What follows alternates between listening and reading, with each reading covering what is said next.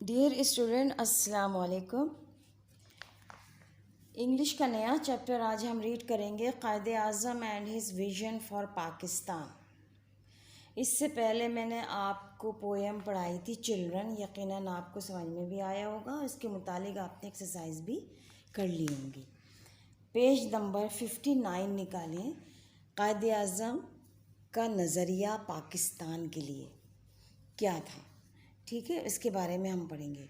इसमें ये सब नहीं है कि उन्होंने बनाया, उन्होंने स्ट्रगल की, अब उसके बाद क्या क्या हुआ, वो किस तरह का पाकिस्तान चाहते थे, इसमें ये सारा कुछ बताया गया है। ठीक है, मैं रीड कर रही हूँ।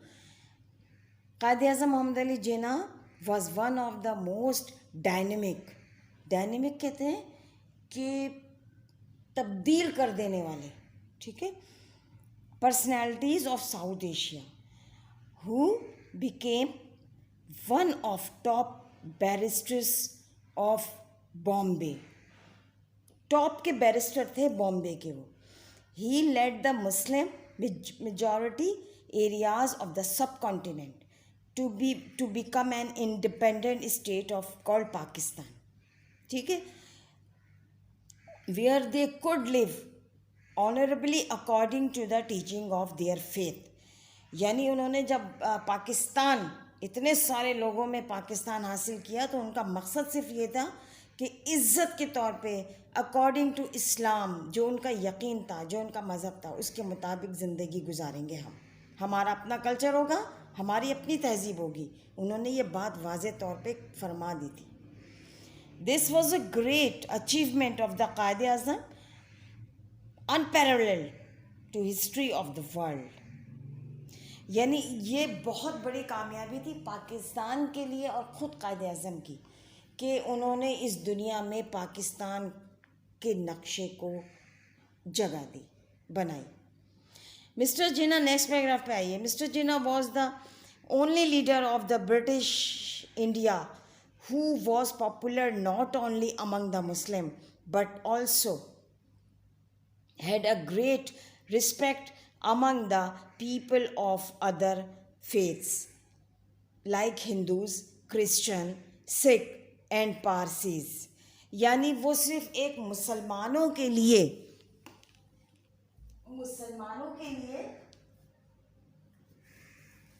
अच्छी शख्सियत नहीं थे, वो मुसलमानों में ही मशहूर नहीं थे, बल्कि दूसरे सारे मज़ाहिब भी, उनके लोग भी उनकी पर्सनैलिटी, उनकी शख्सियत से मुतासिर थे। Even the Hindu leader like Gokhale and famous Hindu poets Sarojini Naidu used to praise him as the best ambassador of Hindu Muslim unity. Best ambassador का ख़िताब देते थे, कितनी अच्छी उनकी शख्सियत से मुतासिर थे। यानी सारे इख्तलाफात सब कुछ एक तरफ, लेकिन उनकी शख्सियत ऐसी थी कर हर एक मुतासिर हुए बगैर नहीं रह सकता था। As an outstanding political leader, outstanding कहते हैं कि गैर मामूली सियासतदान थे, कुछ ज़्यादा ही उनमें सियासत की खूबियाँ थी।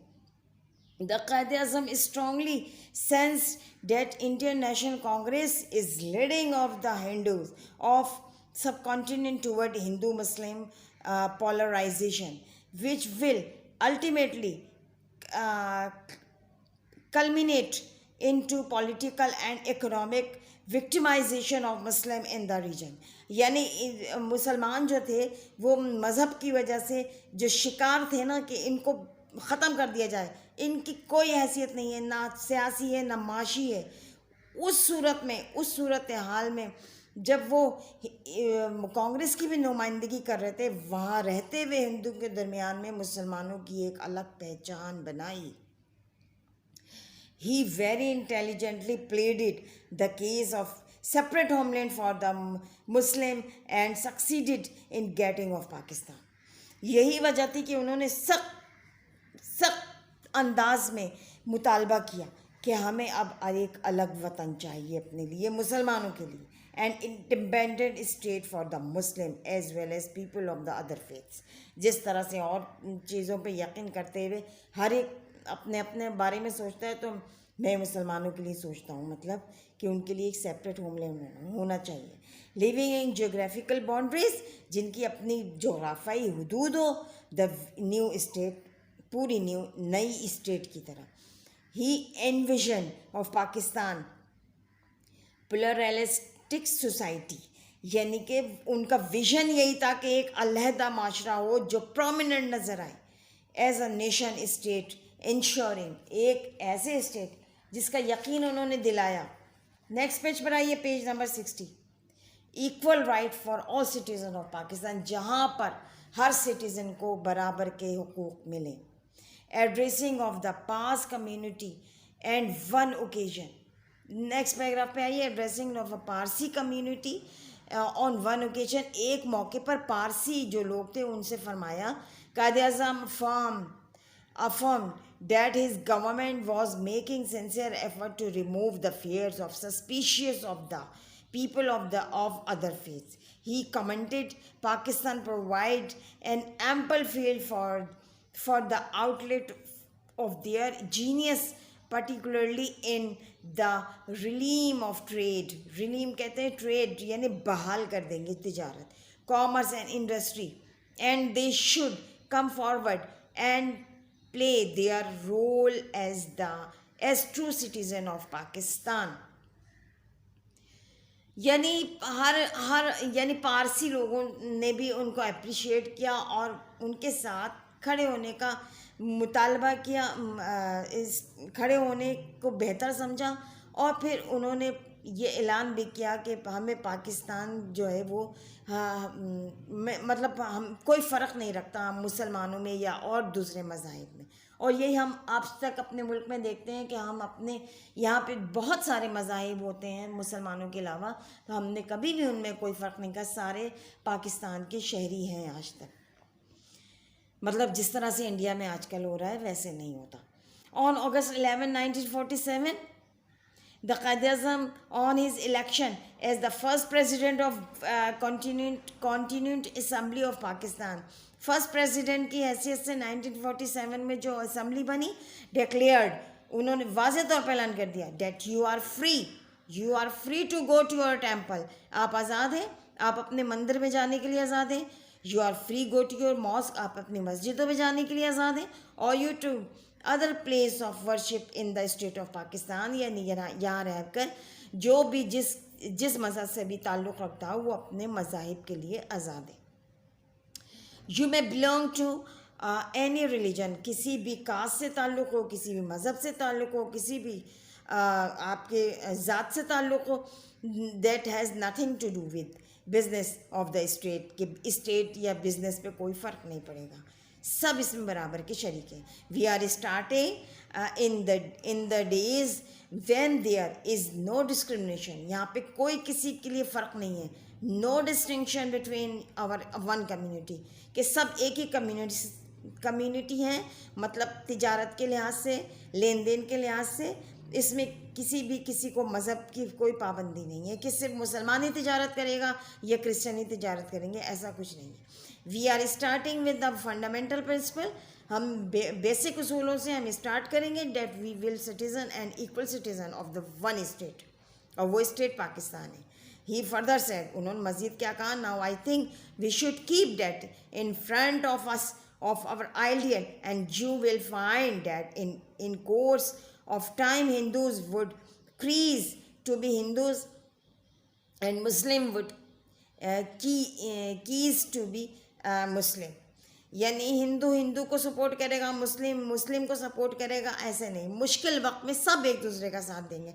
Not in religious sense because that is the personal faith of our individual, but in the political sense as the citizen of the state. Individually एक दूसरे की मदद कर सकते हैं, लेकिन स्टेट पे कोई भी मुश्किल आएगी, पाकिस्तान में कोई भी मुश्किल आएगी तो सब मज़ाहिब एक हो जाएंगे, ठीक है। आग मज़ीद उन्होंने क्या कहा, फर्दर कहते हैं मज़ीद, he further said my guiding principle will be justice and complete impartiality. मेरी जो गाइडलाइन है, प्रिंसिपल है, मेरे उसूल हैं, वो बिल्कुल वाज़े हैं। And I am sure that with your support and cooperation I can take forward to Pakistan, मैं एक कदम और पाकिस्तान के लिए आगे बढ़ाऊंगा, becoming one of the greatest nation of the world, ताकि ये दुनिया का बेहतरीन मुल्क बन सके। If we want to pay homage to our great Quaid, अगर हम अपनी इज़्ज़त खोई व मकाम दोबारा हासिल करना चाहते हैं तो Quaid we should follow the footstep of the transformer Pakistan into the country. तो हमें उन चीज़ों को फॉलो करना पड़ेगा जो उसूल कायद आज़म ने वज़ा किए और पाकिस्तान को उन उसूलों की बुनियाद पे हासिल किया गया। Where every citizen of Pakistan may live with the spirit of peace, brotherhood and harmony, जिसकी बुनियाद रखी कि एक अमन पे, भाईचारे पे और यूनिटी पे, डिसिप्लिन पे। समझ में आ गई? तो ये उनका विजन था कि पाकिस्तान को आज़ाद होने के बाद किस तरह होना चाहिए। तो आखिर में ये बता दिया कि कायदे आज़म के उसूलों को फॉलो करते हुए ही हम पाकिस्तान को खड़ा कर सकते हैं दुनिया के तरक्की याफ्ता ममालिक के सामने। आगे बात समझ में? इसका आपको इसके मुतालिक जितने भी एक्सरसाइज आपको दी जाएंगी उसको कंप्लीट करें अपनी कॉपी में, और इसको प्लीज़ फॉलो करते रहिए चैप्टर्स को। अब इंशाल्लाह स्कूल खुल जाएंगे तो अब रेगुलर क्लासेस में आपको और अच्छी तरह समझ में आ जाएगा, लेकिन इसके लिए ये है कि प्रीवियस काम आपका कंप्लीट हो। ज़ाहिर है आपको पता है कि इतना सारा टाइम पहले ही बहुत ज़्यादा हो चुका है, कुछ लोग इस पे पेज पर हैं, कुछ लोग नहीं हैं, तो ज़ाहिर है जिन्होंने क्लासेस बिल्कुल ही अटेंड नहीं किए तो उनके लिए मुश्किल होगी, उनको खुद से कवर करना पड़ेगा। और आगे क्या लाहे अमल होता है, क्या पॉलिसी गवर्नमेंट की होती है, उसके साथ साथ ही हम अकॉर्डिंग टू गवर्नमेंट हमें फॉलो करना पड़ेगा। ठीक है, इसलिए काम कंप्लीट करते रहिए और चेक कराते रहिए। नेक्स्ट क्लास में हम नेक्स्ट टॉपिक पे बात करेंगे।